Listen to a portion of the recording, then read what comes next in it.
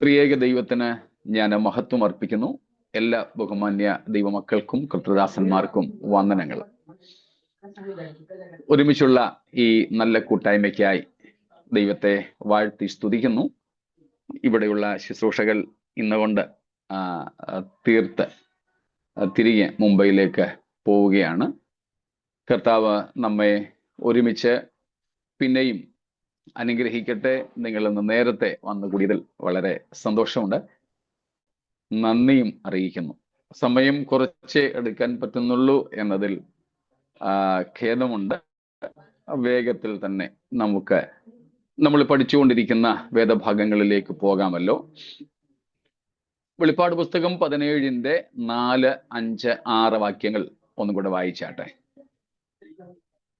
Revelation 17, 4, 5 and 6. ധൂമ്രവർണ്ണവും കടുംചുവപ്പും നിറവുമുള്ള, ഞാൻ വായിക്കുന്നുണ്ട്, കേൾക്കുന്നില്ല? വായിച്ചോ. ഓക്കെ.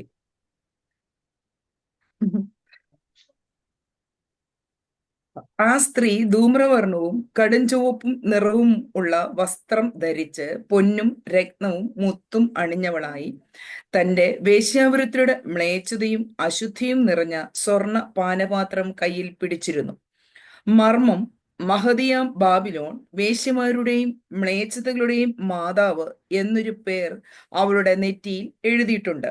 വിശുദ്ധന്മാരുടെ രക്തവും യേശുവിന്റെ സാക്ഷികളുടെ രക്തവും കുടിച്ച് സ്ത്രീ മത്തയായിരിക്കുന്നത് ഞാൻ കണ്ടു. അവളെ കണ്ടിട്ട് അത്യന്തം ആശ്ചര്യപ്പെട്ടു. സ്തോത്രം. നമ്മൾ ആ ഭാഗങ്ങളിൽ ഈ പ്രത്യേക വേഷഭൂഷാദികൾ ഉള്ള ആകർഷണീയയായ സ്ത്രീയെ സംബന്ധിച്ചാണ് പഠിക്കുന്നത്. നമ്മൾ അവളെപ്പറ്റി മനസ്സിലാക്കിയത് ലോകത്തെ മുഴുവനും ഒറ്റ കുടക്കീഴിൽ, ഒറ്റ മതവിശ്വാസത്തിന്റെ കുടക്കീഴിൽ കൊണ്ടുവരുന്ന ലോക മതം ആണ് എന്നതത്രേ. അവളെ വിളിച്ചിരിക്കുന്നത് ബാബിലോൺ എന്നാണ്. പക്ഷേ ബാബിലോൺ എന്ന ഭൂമിശാസ്ത്രപരമായ സ്ഥലവുമായി അതിന് വലിയ ബന്ധമില്ല. പകരം റോം എന്ന പട്ടണവുമായിട്ടാണ് അതിന് ബന്ധം. റോം എന്ന സാമ്രാജ്യവുമായിട്ടാണ് അതിന് ബന്ധം. ബാബിലോൺ എന്ന സ്ഥലവുമായിട്ടല്ല, സ്വഭാവവുമായിട്ടാണ് ബന്ധം. ബാബിലോൺ എന്ന പട്ടണവുമായിട്ടല്ല, പക്ഷേ ആ പട്ടണത്തിന്റെ പൈതൃകവുമായിട്ടാണ് ബന്ധം. ബാബിലോൺ എന്ന ഭൂമിശാസ്ത്രപരമായ സ്ഥലമായിട്ടല്ല ഈ സ്ത്രീക്ക് ബന്ധമുള്ളത്. പകരം അവിടെ രൂപം കൊണ്ട ഒരു മതാചാരവുമായിട്ടാണ്, ഒരു വിശ്വാസവുമായിട്ടാണ് ഈ സ്ത്രീക്ക് ബന്ധമുള്ളത്. എന്നാൽ ഈ സ്ത്രീക്ക് ബന്ധമുള്ള പട്ടണം എന്ന് പറയുന്നത്, സ്ഥലം എന്ന് പറയുന്നത്, ഭൂമിശാസ്ത്രപരമായ ഇടം എന്ന് പറയുന്നത് റോമാണ്. ഇത് രണ്ടും വേർതിരിച്ച് നമുക്ക് മനസ്സിലായി കാണുമല്ലോ. അപ്പോൾ ബാബിലോൺ എന്നിവളെ വിളിക്കുവാൻ കാരണം, ബാബിലോൺ അല്ലെങ്കിലും ബാബിലോൺ എന്നിവളെ വിളിക്കുവാനുള്ള കാരണം ബാബിലോണിന്റെ സ്വഭാവമാണ്, അതിന്റെ പൈതൃകമാണ്, അതിന്റെ പാരമ്പര്യമാണ്, അതിന്റെ ട്രഡീഷൻ, അതിന്റെ history of its belief, history of its practices, history of its influence, history of its religion, history of its faith. അതാണ് ഇവിടുത്തെ ബന്ധം. അതേ സംബന്ധിച്ചായിരുന്നു നമ്മൾ കഴിഞ്ഞ ദിവസം പഠിച്ചുകൊണ്ടിരുന്നത്. അതിൽ നാം ബാബിലോണിന്റെ ചരിത്രം വേദപുസ്തകത്തിൽ ആദ്യം രേഖപ്പെടുത്തിയിരിക്കുന്ന സ്ഥലം ഇന്നലെ കാണുകയായിരുന്നല്ലോ. ഉൽപ്പത്തി പുസ്തകം 10-ാമത്തെ അധ്യായം, പ്രളയശേഷമുള്ള ലോകം. രൂഫസ് കേൾക്കുന്നുണ്ടോ? ഞാൻ അല്പം മുമ്പ് അയച്ച മോനെ 2 what do you say images I have sent you. Okay, so you have to show them. ആദ്യത്തേതാണല്ലോ, എക്സ്പാൻഡ് ചെയ്ത് കാണിച്ചു. ഇന്നലെ നമ്മൾ ഇതിനെ കുറിച്ച് പഠിക്കുകയുണ്ടായി. അതായത് നിമ്രോദുമായി ബന്ധപ്പെട്ട കാര്യമാണ്, നിമ്രോദുമായിട്ട് ബന്ധപ്പെട്ടത്. റൂഫസിന് വായിക്കാമോ? അത് എനിക്ക് മൊബൈലിലായതുകൊണ്ട് വളരെ ചെറുതായിട്ട് കാണുന്നുള്ളൂ. ഞാനത് ഇന്റർനെറ്റിൽ നിന്നെടുത്ത ഒരു പ്രസ്താവനയാണത്.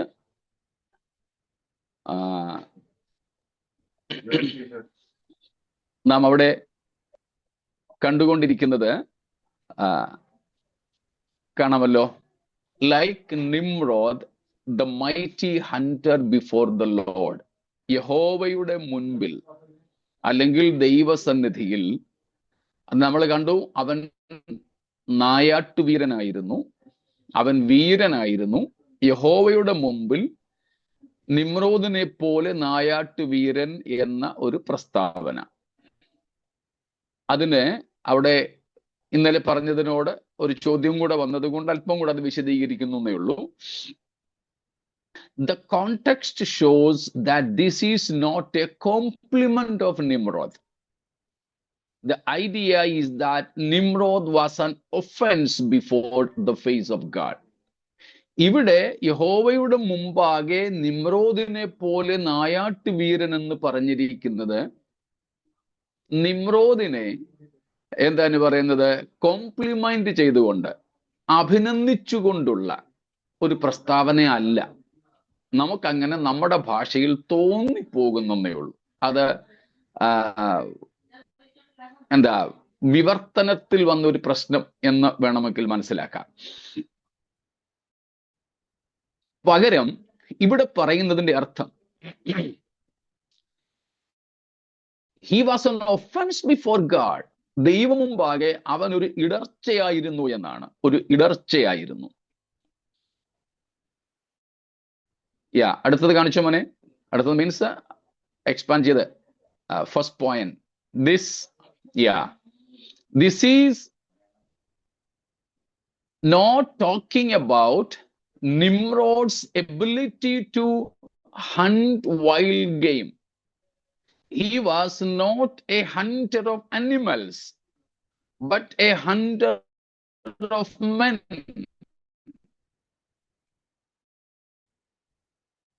A warrior.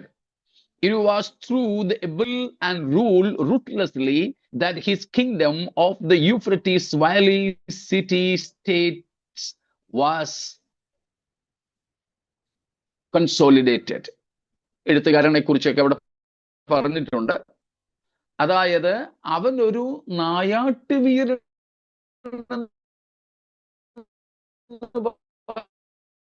പറഞ്ഞിരിക്കുന്നത് ഇന്നലെ ഞാൻ ഒരു വീരനായിരുന്നല്ല, പകരം മനുഷ്യരെ വേട്ടയാടി, മനുഷ്യരെ ആക്രമിച്ച്, അവരെ കീഴ്പ്പെടുത്തി, ക്രൂരമായി അവരെ കീഴ്പ്പെടുത്തി തന്റെ രാജ്യം, യൂഫ്രട്ടീസ് രാജ്യ വിസ്തൃതി നടത്തി എന്ന അർത്ഥത്തിലാണ് ഉപയോഗിച്ചിരിക്കുന്നത്. വീണ്ടും അടുത്തത് ഗോ ഓൺ മോനെ.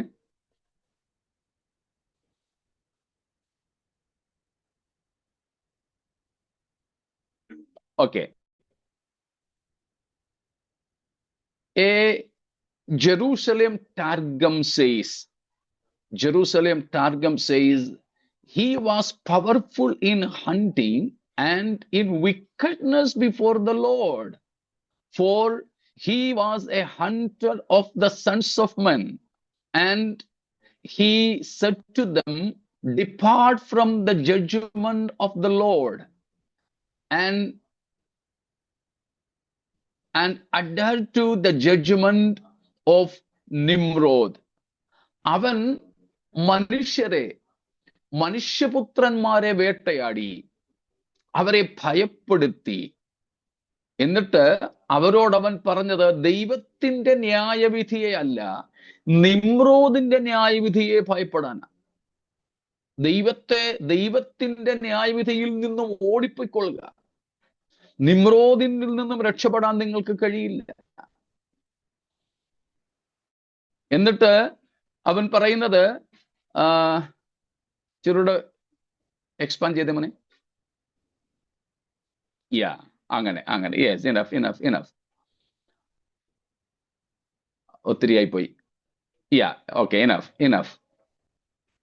Therefore it is said, as Nimrod, the strong one, strong in hunting and in wickedness before the Lord.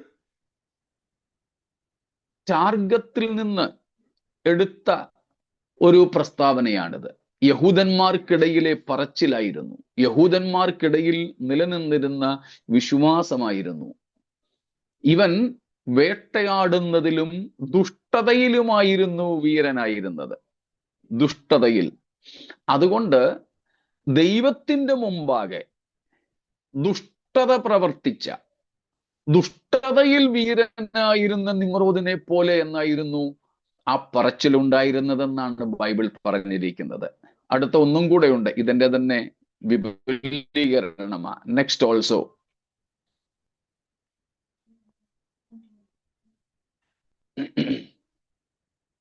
Enough.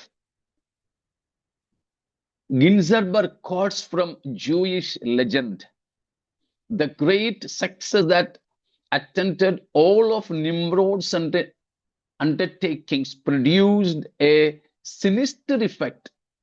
Men no longer trusted in God, but rather in their own prowess and ability and attitude, to which Nimrod tried to convert the whole world. യഹൂദന്മാർക്കിടയിൽ നിലനിന്നിരുന്ന വിശ്വാസമാണിതും. നിമ്രോദ് മനുഷ്യരെ ദൈവത്തിൽ നിന്നകറ്റി, ദൈവത്തിൽ ആശ്രയിക്കാത്തവരായി, ദൈവത്തോട് മത്സരിക്കുന്നവരാക്കി തീർത്തു. നിമ്രോദ് നിമിത്തം മനുഷ്യർക്കിടയിൽ, ഉണ്ടായിരുന്ന മനുഷ്യർക്കിടയിൽ ഉണ്ടായ സ്വാധീനം വളരെ പാപതരത്തിലുള്ളതും വഞ്ചനാപരവുമായിരുന്നു. മനുഷ്യർ തങ്ങളുടെ കഴിവുകളിൽ ആശ്രയിക്കാൻ തുടങ്ങി. ദൈവത്തെ വേണ്ടാത്ത ഒരു സമൂഹം. സോ ഹി വാസ്, അത്ര മതി മോനെ. ഇത് തന്നെ, ഇതുപോലെയുള്ള കുറെ തെളിവുകൾ കൂടെയാണുള്ളത്. സമയം ലാഭിക്കാൻ വേണ്ടിയിട്ട് അവയിൽ നിന്ന് നമുക്കിങ്ങ് പുറത്തു വരാം.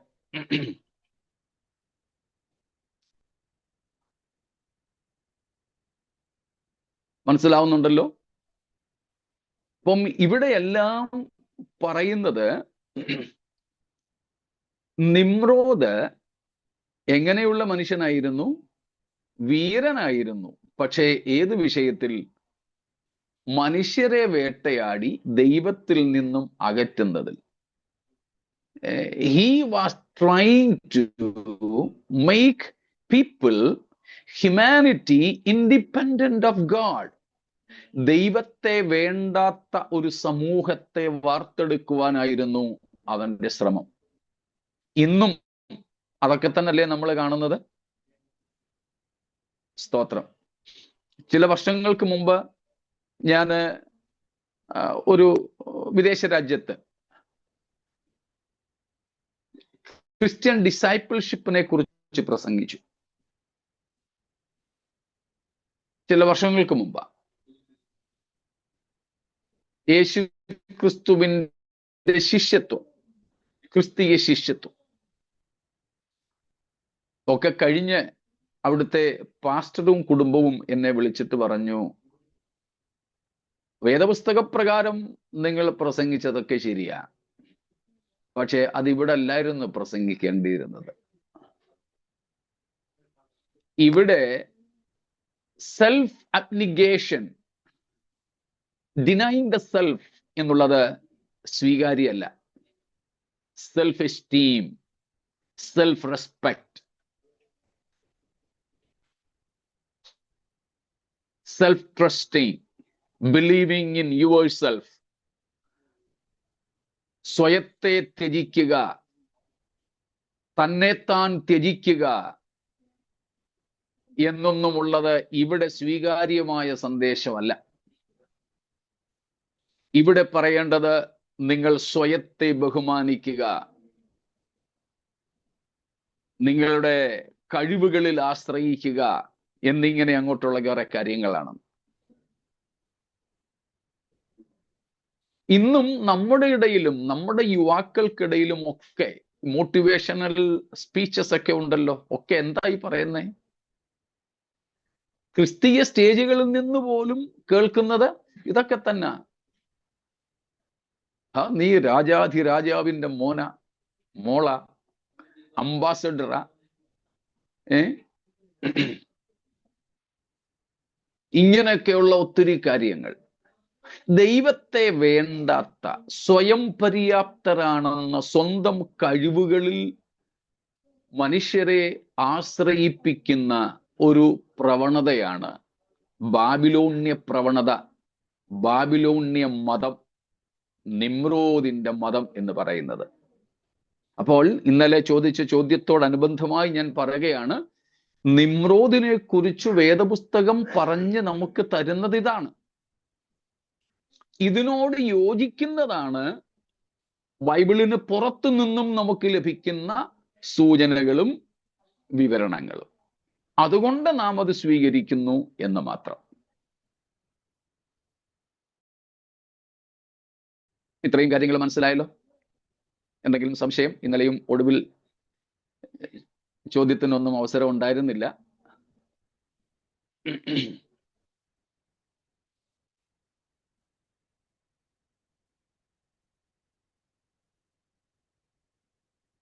സംശയമൊന്നും ഇല്ലല്ലോ. ശരി. അപ്പോൾ നിമ്രോദും തൻ്റെ കുടുംബവും കൂടെ വാർത്തെടുത്ത ഒരു പോളിത്തിസ്റ്റിക് ബഹുദൈവ വിശ്വാസം, അതിൽ പ്രധാനപ്പെട്ട ദൈവം സോളാർ സിസ്റ്റം, സൗരയൂഥമാണ്. അതിലെ മുഖ്യൻ നമുക്കറിയാം, നമ്മുടെയൊക്കെ അറിവിൽ സൂര്യനാണ്. സൂര്യനേക്കാൾ വലിയ ഗോളങ്ങളൊക്കെ വേറെ ഉണ്ട്. അതൊക്കെ ഇപ്പം കണ്ടുപിടിച്ചൊക്കെ വരുന്നതേ ഉള്ളൂ. ഇത്രയും അത്യാധുനിക യുഗത്തിൽ പോലും സൂര്യനെ അല്ലാതെ മറ്റാരെയും നമുക്കൊന്നും വലിയ പുള്ളിയായിട്ട് അറിയത്തുമില്ല. അപ്പൊ പിന്നെ അന്നത്തെ കാലത്തെ കാര്യം പറയണ്ടല്ലോ. അന്നും സൂര്യനെ തന്നെയാണ് ഏറ്റവും വലിയ ആളായിട്ട് കണ്ടിരുന്നത്. കാരണം ചൂടും വെളിച്ചവും ഒക്കെ തരുന്ന, രാവും പകലും ഒക്കെ ഉണ്ടാകാൻ കാരണമെന്ന് വിശ്വസിക്കപ്പെട്ടിരുന്ന സൂര്യൻ. ഈ നിമ്രോദ്, അവന്റെ കഴിവ് ഇപ്പം മനസ്സിലായല്ലോ. He was so eloquent and influential.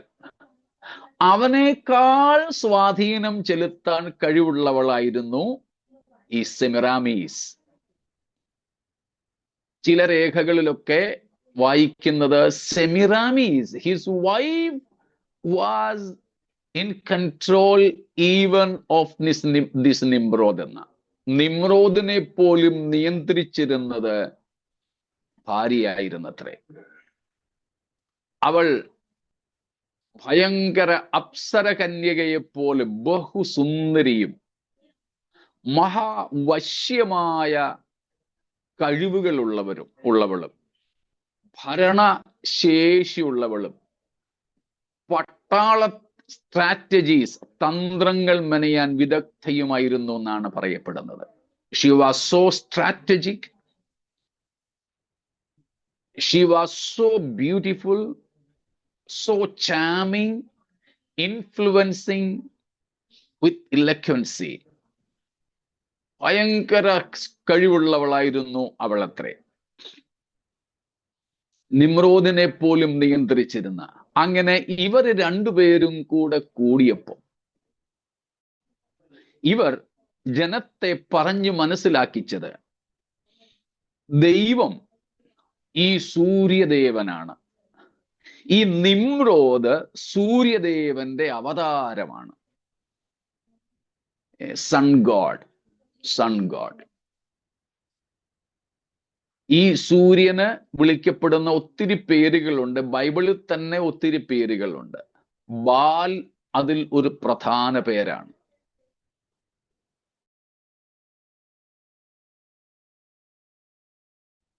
നാം അങ്ങനെയുള്ള പല പേരുകൾ കാണുകയുണ്ടായല്ലോ. ഓരോ രാജ്യത്തും പല പേരുകളാണ് ഉണ്ടായിരുന്നത്. നമ്മുടെ ഇന്ത്യയിൽ പോലും അതിന് തക്കതായ പല പേരുകളും ഉണ്ട്. തൽക്കാലം ഞാനത് ഇവിടെ ഉദ്ധരിക്കുന്നില്ല. അപ്പം ഓരോ രാജ്യത്തും ഓരോ സമൂഹത്തിനിടയിലും പല പേരുകളിൽ ഒരേ ദൈവത്തെയും വിശ്വാസത്തെയും അവതരിപ്പിച്ചു. പ്രത്യേകിച്ച് അവർ വച്ചത് പ്രകൃതി ദൈവങ്ങളെയാണ്. ഗോഡ്സ് ഡീറ്റീസ് ഓഫ് നേച്ചർ, പ്രകൃതി. ഇപ്പം ബാലിന്റെ ആരാധനാ കാര്യങ്ങളൊക്കെ നമുക്കറിയാമല്ലോ. ഏലിയാവിന്റെ ചരിത്രത്തിൽ നിന്ന് പ്രകൃതിയുടെ മേൽ, കാലാവസ്ഥയുടെ മേൽ അധികാരമുള്ളവനാണ് ബാൽ എന്ന വിശ്വാസമായിരുന്നു ഇസ്രായേലിൽ പോലും ഉണ്ടായിരുന്നത്. അതുകൊണ്ടാണ് ആഹാബിന്റെ ഭാര്യ ഈസബേലിന്റെ മേശയിൽ ആഹാരം കഴിക്കുന്ന 400ഉം 450ഉം ബാലിന്റെയും അശേരയുടെയും പുരോഹിതന്മാരും പ്രവാചകന്മാരും ഒക്കെ ഉണ്ടായിരുന്നതും ഏലിയാവ് കൊടുങ്കാറ്റ് പോലെ ഓടിച്ചെന്നിട്ട് പറയുന്നത്, ബാല് പറഞ്ഞിട്ടല്ല, ഞാൻ പറഞ്ഞിട്ടല്ലാതെ ഇനിയും മഞ്ഞും മഴയും ഉണ്ടാവില്ല. ഈ ബാലിനെയൊക്കെ ഇവർ കരുതിയിരുന്നത് god and goddess of fertility എന്നായിരുന്നു. സകലവിധമായ പ്രത്യുൽപാദനങ്ങളുടെയും വർധനവുകളുടെയും ഒക്കെ ദൈവങ്ങൾ എന്ന നിലയിലാണ് ഇവരെയൊക്കെ ചിന്തിച്ചിരുന്നത്. Gods having power over nature. മഴ, വെയില്, തീയ്, കാറ്റ്, വെള്ളം എന്നിങ്ങനെയൊക്കെയുള്ള പ്രകൃതി ശക്തികളിന്മേൽ അധികാരമുള്ള ദൈവങ്ങൾ. ഇവയെ പ്രസാദിപ്പിച്ചാൽ കൃത്യസമയത്ത് മഴയും വെയിലും, കൃത്യസമയത്ത് സന്താനപുഷ്ടി, ഫലഭൂയിഷ്ഠത, കൃഷിയിൽ വിളവ് ഒക്കെ ഉണ്ടാകും എന്ന് ഇവർ ധരിച്ചിരുന്നു. അങ്ങനെയാണ് ഇവകൾക്ക് അവർ സ്വന്തം മക്കളെ പോലും യാഗം കഴിക്കുമായിരുന്നത്. ബാല്, ബാൽപയോർ, നെബോ, ബേൽ, മാർദൂഖ് എന്നൊക്കെയുള്ള ഒത്തിരി ദൈവങ്ങളെ കുറിച്ച് കാണുന്നുണ്ട്. അപ്പം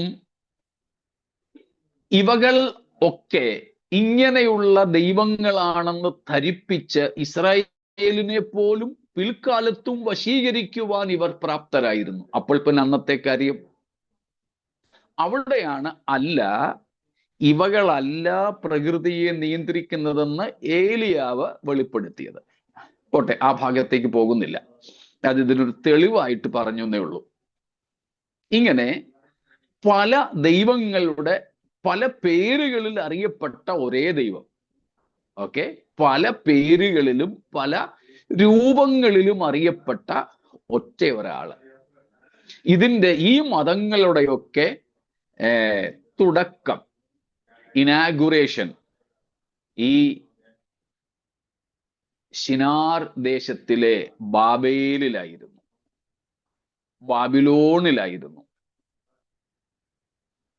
മുമ്പേ നമ്മൾ വായിച്ചതുപോലെ യൂഫ്രട്ടീസ് നദീതടങ്ങളിൽ, ബാങ്ക്സ് ഓഫ് യൂഫ്രട്ടീസ്, അവിടെയായിരുന്നു. അതിന് കാരണങ്ങളായത് ഈ നിമ്രോദും കുടുംബവുമാണ്.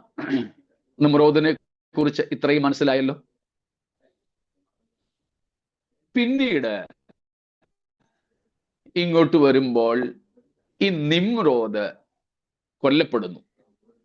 He was killed. He was no more. അവൻ മരിച്ചു. ആദ്യ ദിവസം ഞാൻ ഓർപ്പിച്ചതുപോലെ മരിച്ച് കുറെ വർഷങ്ങൾ കഴിഞ്ഞതിന് ശേഷം നിമ്രോദിന്റെ ഭാര്യ ഒരു മകന് ജന്മം കൊടുത്തു. ജാരസന്തതിയാണ് പിറന്നത്. അവളുടെ ദുർമാർഗത്തിൽ പിറന്നൊരു കുട്ടിയാണ്.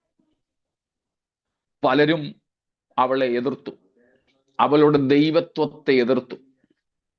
അപ്പോൾ നിമ്രോദ് ഇതിനോടകം ഭഗവാനായി കഴിഞ്ഞു, ആരാധ്യനായി കഴിഞ്ഞു. നിമ്രോദ് ഇതിനോടകം ദൈവമായി തീർന്നു. ഇങ്ങനെ ഒരു ജാരസന്തതി പിറന്നു കഴിഞ്ഞപ്പോൾ ജനം ഇവൾക്കെതിരായി. എന്നാൽ ഇവളുടെ വശ്യത കൊണ്ട് അവൾ ജനത്തെ ധരിപ്പിച്ചു, ഇത് നിങ്ങൾ കരുതുന്നത് പോലെ ഒരു ജാരസന്തതിയല്ല, ഇല്ലെജിറ്റിമേറ്റ് സൺ അല്ല, ജാരസന്തതിയല്ല. പകരം this child is born mysteriously in me because of the rays of the sun god.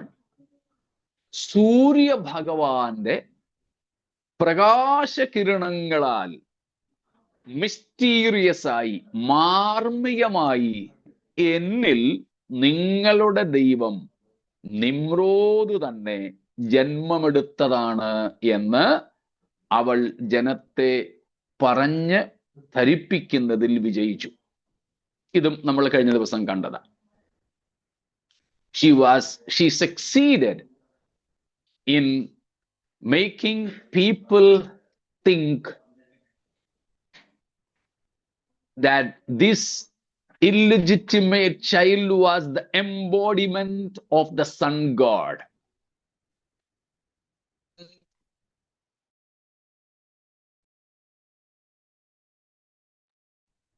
Embodiment കേൾക്കാമല്ലോ?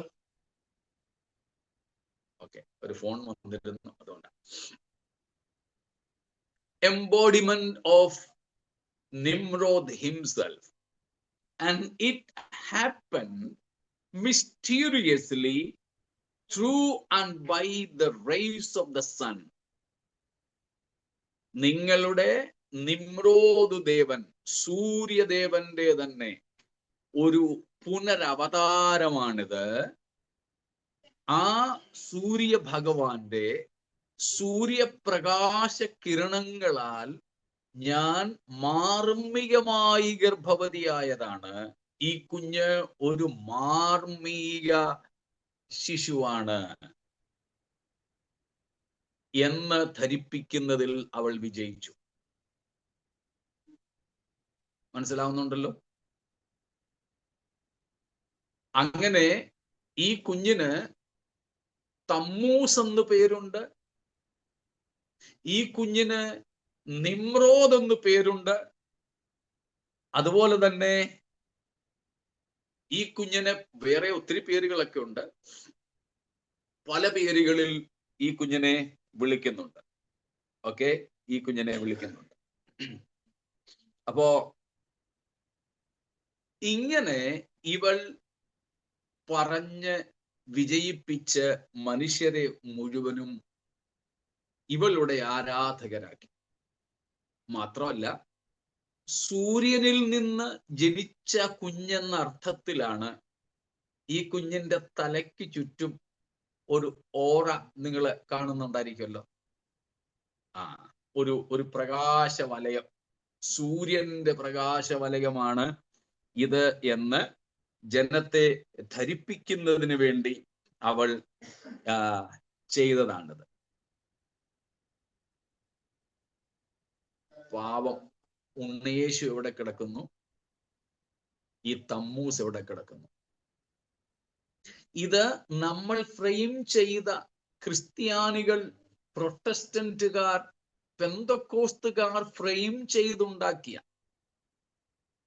ഇങ്ങനെ പറഞ്ഞു പരത്തിയ ഒരു സംഗതി അല്ല എന്നുള്ളതിന് തെളിവാണ് ഈ ബാബിലോണ്യ പ്രദേശങ്ങളിലെ വേദപുസ്തക ഭൂമിശാസ്ത്ര പ്രദേശങ്ങളിൽ നിന്നും കണ്ടെടുത്ത, ഭൂഗർഭ ഗവേഷണങ്ങളിലൂടെ കണ്ടെടുത്ത പല രൂപങ്ങളും. പ്രവചന വ്യാഖ്യാതാവായ ഡ്വൈറ്റ് പെന്റിക്കോസ്റ്റ് എന്ന എഴുത്തുകാരൻ പറഞ്ഞ കാര്യം ഞാൻ ആദ്യത്തെ ദിവസം നിങ്ങളെ വായിച്ച് കേൾപ്പിച്ചിരുന്നുവല്ലോ. അദ്ദേഹം പറഞ്ഞ കാര്യം BC 2-ാം നൂറ്റാണ്ടിൽ കണ്ടെടുത്ത ഒരു തിരുക്കുടുംബത്തിന്റെ, ഒരു സ്ത്രീയും ഒക്കത്ത് കുഞ്ഞുമായി നിൽക്കുന്നതിന്റെ ഒക്കെ രൂപം അദ്ദേഹം മ്യൂസിയങ്ങളിൽ കണ്ടു. ഇന്നും ബ്രിട്ടീഷ് മ്യൂസിയം ഉൾപ്പെടെയുള്ള പലയിടത്തും അതുണ്ട്. എന്തിനേറെ പറയുന്നു, അമേരിക്കയുടെ ചിഹ്നമായ സ്റ്റാച്യു ഓഫ് ലിബർട്ടി അതുപോലും ഇവള് തന്നെയാണെന്നാണ് ചരിത്രകാരന്മാരുടെ അഭിപ്രായം. കണ്ടാൽ മറിയത്തെ പോലൊക്കെ ഇരിക്കും ആ പുള്ളിക്കാരത്തി, അല്ലെ? അപ്പം ഇതെല്ലാം കൂടെ ഒരുമിച്ച് ചേർത്ത് നമുക്ക് മനസ്സിലാക്കുവാൻ കഴിയുന്ന സംഗതിയാണ് ഈ നഗരം. ഏത് നഗരം? ഇപ്പോൾ നമ്മൾ കാണുന്ന റോമാ നഗരവും ബാബിലോണ്യ നഗരവും നഗരമെന്ന് പറയുന്നെങ്കിലും ഈ സ്ത്രീയായിട്ട് അവതരിക്കുന്നത് മതവും ഈ നിമ്രോദും കുടുംബവും സ്ഥാപിച്ച മതത്തിന്റെ പിന്തുടർച്ചയായിട്ട് വരുന്ന കാര്യങ്ങളാണ്. അങ്ങനെ ദൈവത്തെ വേണ്ടാത്ത, ദൈവത്തെ ആവശ്യമില്ലെന്ന് കരുതുന്ന, ദൈവത്തിൽ നിന്നും സ്വതന്ത്രരായിത്തീരുന്ന ഒരു മനുഷ്യ സമൂഹത്തെ വാർത്തെടുക്കുന്നതിൽ ഇവരൊക്കെ വിജയിക്കുന്ന താൽക്കാലികമായിട്ട് മാത്രമാണ് സ്ഥിതിയാണ് നാം ഇവിടെ കാണുന്നത്. ഇത്രയും വ്യക്തമാണോ? സ്തോത്രം. അപ്പം ഇന്നലെ ഞാൻ പറഞ്ഞ എഴുത്തുകാരൊക്കെ ചരിത്രങ്ങളിൽ ഇതിനെക്കുറിച്ച് ധാരാളം നാം കാണുന്നുണ്ട്. ഓക്കെ, ഈ സ്ത്രീയെക്കുറിച്ച് ഈ സെമിറാമീസ് എന്ന പേരിന്റെ പല അവസ്ഥകളുണ്ട്, പല പേരുകളുണ്ട്. അതിൽ സെമിറാമീസ് സുമേറിയൻ ലാംഗ്വേജിൽ, സുമേറിയൻ ഭാഷയിൽ ആണ് ഈ സെമിറാമീസ് എന്ന പേര് വരുന്നത്. അതിന്റെ ഒറിജിനൽ ആയിട്ടുള്ള രൂപം എന്ന് പറയുന്നത് സമ്മൂർ, SAMMUR, സമ്മൂർ അമാത്ത്, AMAT, സമ്മൂർ -അമാത്ത്. ഇതാണ് ഒറിജിനൽ പേര്. ആ പേരിന്റെ അർത്ഥം ഗിഫ്റ്റ് ഓഫ് ദ സീ, കടലിന്റെ ദാനം, സമുദ്രത്തിന്റെ ദാനം, ഗിഫ്റ്റ് ഓഫ് ദ സീ എന്നാണ്. എന്ന് വെച്ചാൽ ഇവൾ അറിയപ്പെടുന്നത്, നമ്മൾ വിളിക്കാറില്ലേ കടൽ കന്യക, സമുദ്രകന്യക, മത്സ്യകന്യക എന്നൊക്കെ. So it is believed that this Semiramis, this Summer Amath, she was the daughter of fish goddess. മത്സ്യദേവതയുടെ മകളാണ് ഇവളെന്ന് വിശ്വസിക്കപ്പെട്ടത്. അതുകൊണ്ടാണ് ഇവൾക്ക് ഇത്ര വശ്യ സൗന്ദര്യമെന്ന്. എന്നാൽ ഈ കടൽ ദേവത, ഈ മത്സ്യദേവത അവളെ കടൽക്കരയിൽ ഉപേക്ഷിച്ചെന്നു. പിന്നെ പീജിയൻസ്, പ്രാവുകൾ അവളെ വളർത്തിയെന്നൊക്കെയുള്ള രസകരമായ കഥകളൊക്കെ അതിന്റെ പിൻപിലുണ്ട്. ഏതായാലും she was so beautiful and charming. അങ്ങനെയാണ് അവൾ അവളുടെ കഴിവുകൾ കൊണ്ട് പലരെയും അവളുടെ വശത്താക്കിയത്. അപ്പം ബാബിലോണിന്റെ ഫൗണ്ടർ പോലും നിമ്രോദല്ല, ഇവളാണെന്നാണ് പല ചരിത്രരേഖകളിലും ഉള്ളത്. And she is believed to be the Assyrian queen from 811 to 806 BC. 811 മുതൽ 806 വരെ അസീറിയയുടെ റാണിയായിരുന്നു അവളെന്നും വിശ്വസിക്കപ്പെടുന്നുണ്ട്. അവളെന്നും വിശ്വസിക്കപ്പെടും. അപ്പം ഇങ്ങനെയൊക്കെയുള്ള പല പേരുകളും കഥകളുമൊക്കെ ഇവളെ കുറിച്ചുണ്ട്. അതിൽ പലതും നൂറ്റാണ്ടുകൾക്ക് മുമ്പ് മുതൽ കണ്ടെടുക്കപ്പെട്ട ഈ തിരുരൂപമെന്ന്, തിരുക്കുടുംബമെന്ന് ഇന്ന് വിളിക്കുന്ന ആ പടം പോലെയുള്ള ശില്പങ്ങൾ കണ്ടെടുക്കപ്പെട്ടിട്ടുള്ളത് കൊണ്ട് അവയെല്ലാം വെറും മിത്സ് ആയിട്ട്, വെറും ഐതിഹ്യങ്ങളായിട്ട് കണ്ടുകൂടാ. ഈ ശില്പങ്ങളൊക്കെ അന്നു മുതലേ ഉള്ളത് ഭൂഗർഭ ഗവേഷകർ കണ്ടെടുത്തിട്ടുള്ളത് കൊണ്ട് അതിൽ യാഥാർത്ഥ്യമുണ്ടെന്നും ചരിത്ര വസ്തുതകളാണെന്നും നമുക്ക് വിശ്വസിക്കേണ്ടിയിരിക്കുന്നു. ഇത്രയും വ്യക്തമാണോ?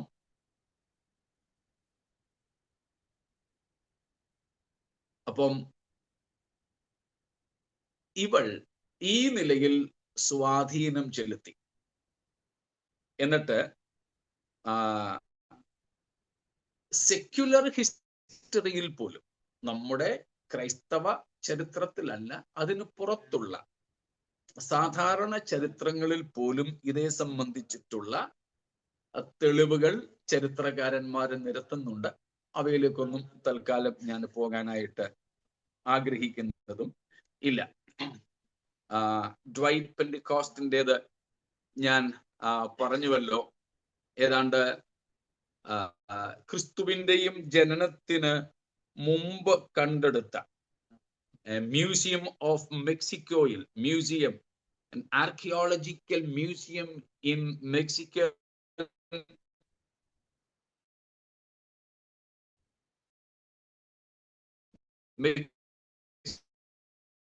മെക്സിക്കോ സിറ്റിയിലാണ്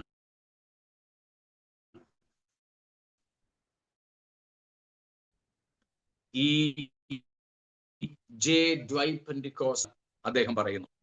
മുമ്പ് ഡേറ്റഡ് ആയിട്ടുള്ള ഒരു ഓർമ്മല്ലോ. ഇനിയും അവളുടെ ഈ മതത്തിന്റെ ടീച്ചിങ്സ് ഉണ്ട്. അതിലേക്ക് കർത്താവ് അനുവദിക്കുന്നുവെങ്കിൽ നമുക്ക് അടുത്ത ദിവസം എത്താം ആ ടീച്ചിങ്സിലേക്ക്. അപ്പോൾ ഈ വിധത്തിൽ അന്ന് തുടങ്ങി വെച്ച ഈ മതം, ഈ ബാബിലോണ്യ മതം, ഈ റോമാ മതം, ഇതിനെ പല രാജ്യങ്ങളിലും ചെന്ന് അവിടുത്തെ മതങ്ങളായി. അതാണ് ഇന്ന് ക്രൈസ്തവ ലോകം ക്രൈസ്തവ്യമെന്നും പറഞ്ഞ് സ്വീകരിച്ചിരിക്കുന്നത്. നാം അതിന്റെ തെളിവുകൾ കണ്ടിരുന്നല്ലോ. പോന്തിഫക്സ് മാക്സിമസ് എന്നുള്ള നിലകളിൽ ഏതാണ്ട് 306 AD 306 306 കുസ്തന്തീനോസ് ചക്രവർത്തി, കോൺസ്റ്റന്റൈൻ, റോമൻ ചക്രവർത്തിയായിരുന്ന കോൺസ്റ്റന്റൈൻ ഈ കൊടിയടയാളത്താൽ നിങ്ങൾ യുദ്ധം ജയിക്കുമെന്ന് ഒരു സ്വപ്നം കണ്ടു എന്നും പറഞ്ഞ് തൻ്റെ കൊടിയിൽ കുരിശടയാളം വയ്ക്കുന്നതും ആ യുദ്ധം താൻ ജയിക്കുന്നതും പിന്നീട് താനും കുടുംബവും പരിവാരങ്ങളും ഒക്കെ ക്രിസ്ത്യാനികളാകുന്നതും ഒക്കെ 313 ജൂലൈയിലാണെന്നാണ് എൻ്റെ ഓർമ്മ. AD 313 എഡിക്റ്റ് ഓഫ് മിലാൻ വിളംബരം എന്നൊരു വിളംബരം ഈ കുസ്തന്തീനോസ് പുറപ്പെടുവിച്ചത്. ആ 313 മിലാൻ വിളംബരത്തിൽ, എഡിക്റ്റ് ഓഫ് മിലാനിൽ ക്രൈസ്തവ മതത്തെ റോമിൽ അംഗീകരിച്ചു.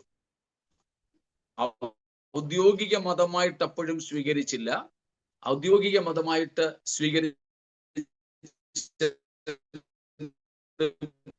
വീണ്ടും ചില വർഷങ്ങൾക്ക് ശേഷം നടന്നതിലൂടെയാണ്, തെസലോനിക്കയിലെ ഒരു എഡിക്റ്റിലൂടെയാണ് സ്റ്റേറ്റ് റിലീജിയൻ ആയിട്ട് ക്രിസ്ത്യാനിത്വത്തെ സ്വീകരിക്കുന്നത്. It was in 380 at Edict of Thessalonica, Christianity was accepted as the state religion. മറ്റത് ഫെബ്രുവരിയില. മിലാൻ എഡിക്റ്റ് ഉണ്ടാകുന്നത്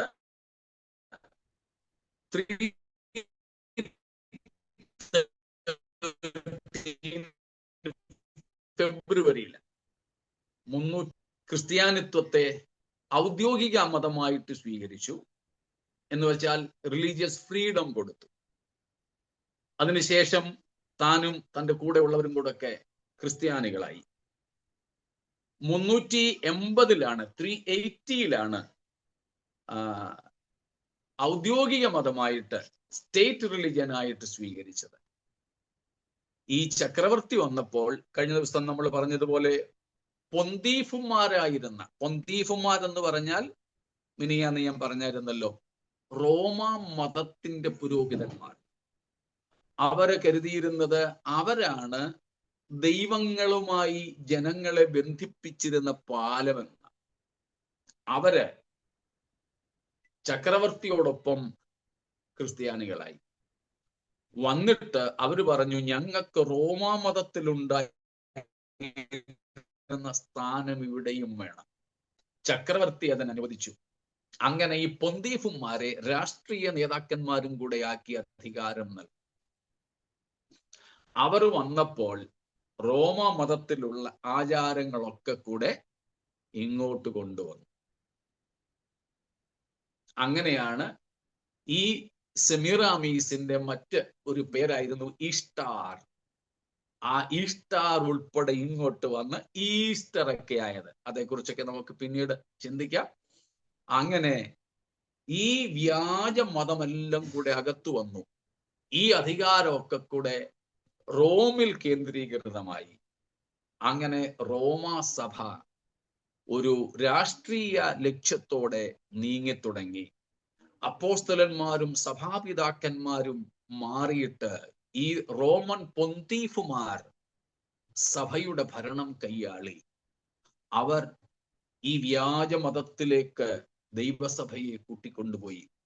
ഈ ആദ്യത്തെ 300 ചില്ലുവാനും വർഷങ്ങൾ സാത്താൻ സഭയെ ഇല്ലാതാക്കാൻ പുറത്തു നിന്നും പീഡനങ്ങളിലൂടെ പോരാടിയെങ്കിലും സഭയെ തകർക്കാൻ അവന് കഴിഞ്ഞില്ല. എന്നാൽ 3 നൂറ്റാണ്ടുകൾക്ക് ശേഷം ഈ AD 4-ാം നൂറ്റാണ്ടിൽ പിശാച് അവന്റെ തന്ത്രം മാറ്റി അവൻ അകത്തു വന്ന് ദുരുപദേശങ്ങളിലൂടെ സഭയെ തകർക്കാൻ ശ്രമിക്കുന്നു. കുറെയൊക്കെ അവൻ വിജയിച്ചു. ഇന്നും നാം അത് കണ്ടുകൊണ്ടിരിക്കുന്നു. എന്നാൽ അവിടെയെല്ലാം ഈ നൂറ്റാണ്ടുകളിലെല്ലാം തന്നെ ദൈവത്തിന് ഒരു ശേഷിപ്പുണ്ടായിരുന്നു. ഇന്നും let's be that remnant for the Lord. Maybe a minority, but let's also stand for the truth. Let's also stand for the sound doctrine, for God and his word. ദൈവത്തിനും ദൈവത്തിന്റെ വചനത്തിനും വേണ്ടി പഥ്യോപദേശത്തിനായി നമുക്കും ഈ നൂറ്റാണ്ടിൽ നിലനിൽക്കാം. നമ്മുടെ സഭകളിലും ലോകത്തും നാം ന്യൂനപക്ഷമായേക്കാം, സാരമില്ല. എക്കാലത്തും ദൈവത്തിന് വേണ്ടി നിലനിന്നിരുന്ന ആ ന്യൂനപക്ഷത്തിന്റെ കൂട്ടത്തിൽ നാമും എണ്ണപ്പെടേണ്ടതിനും സത്യത്തിന് വേണ്ടി നിലനിന്ന് മരണം വരിക്കേണ്ടി വന്നാലും കർത്താവിനായി നിലനിൽക്കുവാനും ദൈവം നമ്മെ എല്ലാവരെയും ഒരുക്കട്ടെ എന്ന് പറഞ്ഞുകൊണ്ട് ഇന്നത്തെ നമ്മുടെ ക്ലാസ് ഇവിടെ നിർത്തേണ്ടതായിട്ട് വരുന്നു. കർത്താവിന്റെ വരവ് താമസിച്ചാൽ ബാക്കി നമുക്ക് തിങ്കളാഴ്ച ചിന്തിക്കാം. അതുവരേക്കും മാറാനാഥ, കർത്താവ് നമ്മോടെല്ലാവരോടും കൂടെ ഇരിക്കുമാറാകട്ടെ.